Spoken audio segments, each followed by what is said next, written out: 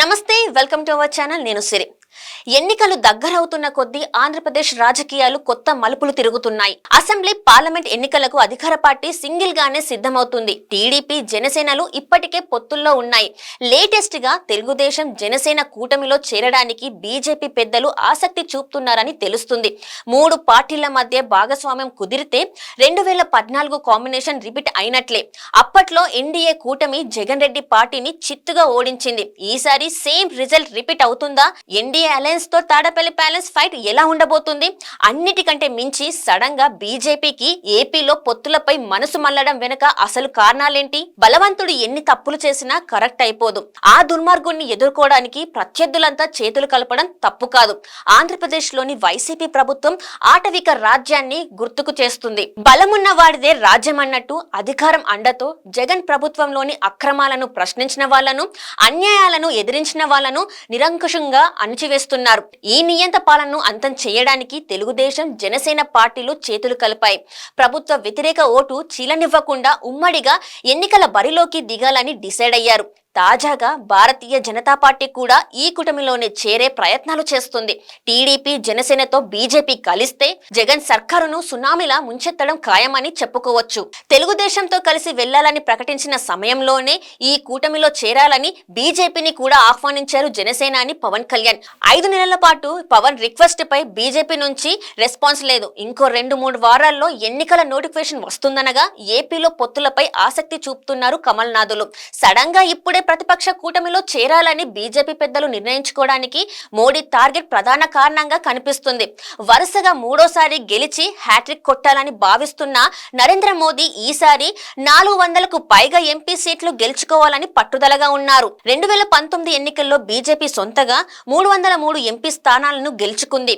కాషాయ దళం సారథ్యంలోని ఎన్డీఏ కూటమి 353 సీట్లు సాధించింది. ఈసారి ఆ రికార్డును మరింత మెరుగుపరుచుకొని ఇంకా భారీ మెజారిటీతో గెలవాలనే ఆలోచనలతో ఉన్నారు ప్రధాని మంత్రి నరేంద్ర మోదీ.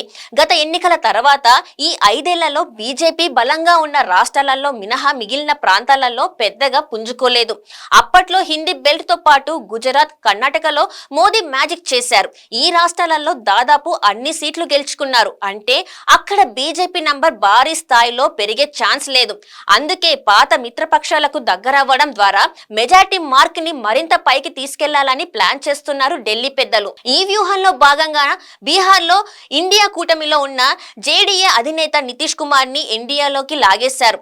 ఆంధ్రప్రదేశ్ లో తెలుగుదేశం, జనసేన కూటమి క్లీన్ స్వీప్ ఖాయమని సర్వేలన్నీ స్పష్టం చేస్తున్నాయి. జగన్ ప్రభుత్వంపై ఎంత వ్యతిరేకత ఉందో అర్థం చేసుకోవడానికి వైసీపీలో సగానికి పైగా సిట్టింగ్ ఎమ్మెల్యేల మార్పు వ్యవహారాన్ని మించిన సాక్ష్యం లేదంటున్నారు రాజకీయ పరిశీలకులు.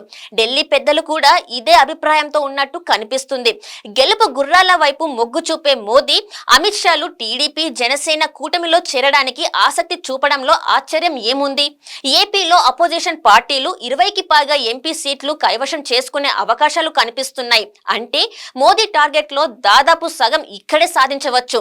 ఏపీలో పొత్తుపై బీజేపీ మొగ్గు చూపడానికి ఇదే ప్రధాన కారణం. 2014లో బీజేపీ, టీడీపీ, జనసేన కూటమి దెబ్బకు జగన్ పార్టీ నిలబడలేకపోయింది. అప్పట్లో వైఎస్ఆర్ బిడ్డ అనే సానుభూతి, రాష్ట్ర విభజన చేసిన కాంగ్రెస్ పై ఆగ్రహం వంటి కారణాలతో ప్రజల్లో జగన్ కి మంచి మైలేజ్ ఉండేది. 2019లో ప్రతిపక్ష పార్టీలు 3 విడివిడిగా పోటీ చేయడం జగన్ రెడ్డికి పెద్ద బంపర్ ఆఫర్ లా మారింది. విపక్షాల మధ్య విభేదాలతో, అత్యంత భారీ ఆధిక్యంతో వైసీపీ అధికారంలోకి వచ్చింది. కానీ గెలిచిన తర్వాత ప్రజల్లో ఉన్న గుడ్ విల్ మొత్తాన్ని బ్యాట్ చేసుకున్నారు ఏపీ సీఎం జగన్మోహన్ రెడ్డి.